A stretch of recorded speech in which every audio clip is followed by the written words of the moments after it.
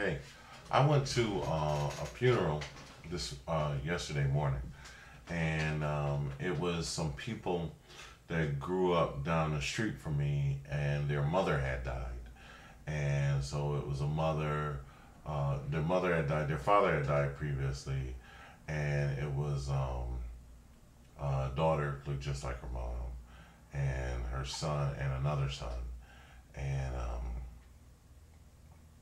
Uh, one of the sons have always been he was mentally retarded, and I grew up down the street from them, and she was uh, their mother who had died, who had passed. She was Christian. I don't think we ever really went to the same church. I think they went to sort of different churches and stuff, but it was a beautiful funeral. And even though the daughter had just all full of tears, and you look at them and you look in their eyes, and my heart just goes boom, and you feel their pain. And I think it says in the Bible that that you're supposed to cry, that you're supposed to feel each other's pain and to share, you know, it makes sense, hey, how are you gonna go to somebody's funeral and you're happy, you're having a great time, but they're grieving. So, yeah, you're supposed to grieve with each other. And I think that is a lot of the reasons behind church is that you fellowship, you share the same feelings, good, bad, or whatever. And but it was wonderful, but it was also their mother's birthday yesterday. So her funeral was actually on her birthday.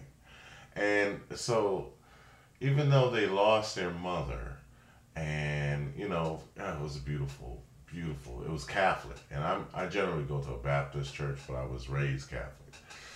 So I have a philosophy because of when I moved out of town.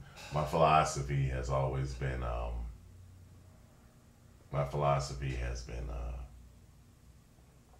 the church on the corner is what religion I am. As long as they believe in Christ, I guess Christ is King, then the Son of God, then I'm okay with whatever kind of denomination, interdenominational, non-denominational, intertwining, didn't make me any difference. It was one of the one things that when I moved out of town that my family never gave me any great advice or money or anything when I moved out of town. They probably did give me some money eventually, but they the one thing that they did give me, the one thing that I could take with me is God. And so I think because of that, I wound up, no, because of him, I wound up being able to do what I needed to do and to survive and make it through a lot of the trials that I went through, and the great times, the good times, and everything else. But so so that was the thing. Look at my piano on the floor. Anyway, so that was it. I was just really thankful that they did give me the one thing that I would need to help me to survive. And so I took that with me. I took those things that my parents gave me in order for me to live my life and to live it without getting caught up in a lot of things.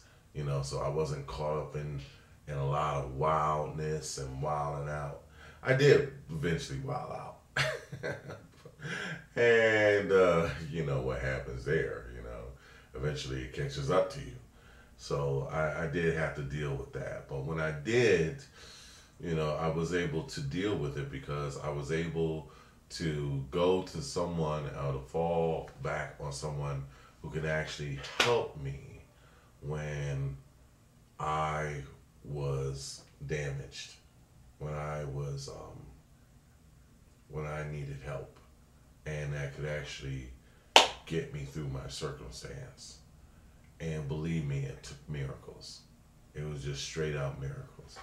And so I give God the glory for that.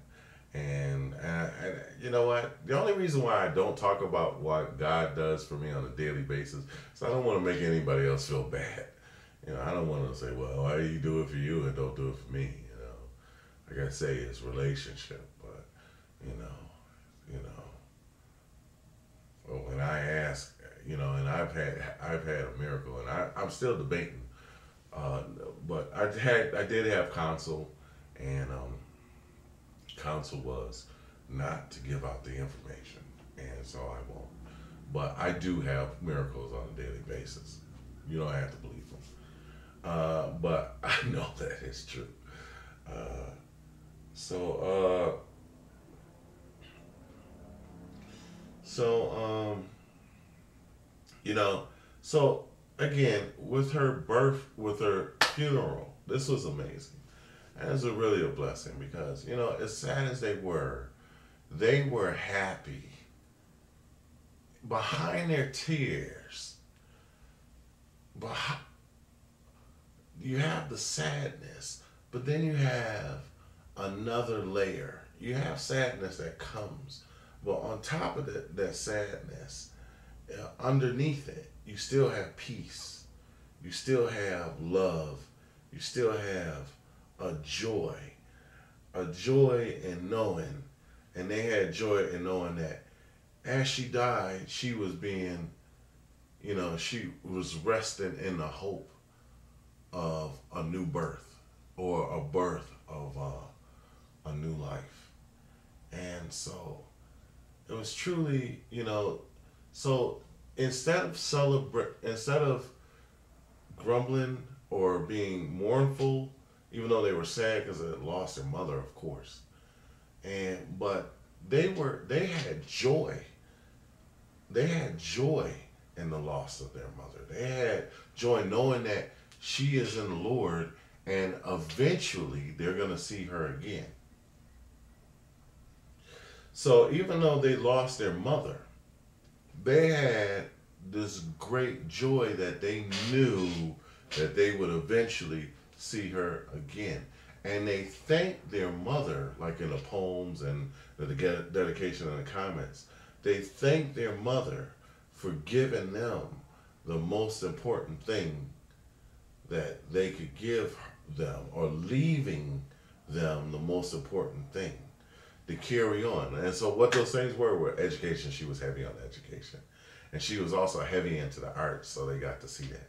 And she was heavy into fashion. And now that I think about it, she did dress well. And, you know, more importantly is like, you know, was that promise, that hope of the faithful, knowing that they were going to see their mother again. And it was just a beautiful thing that instead of her death, they were celebrating her birthday. So that's my blood, you know. It's a wonderful thing to know that as your mother rests, that one day you will see it again. And that she left such a precious gift, and she did her job as a mother, and that they were going to continue on in faith to see their mother again.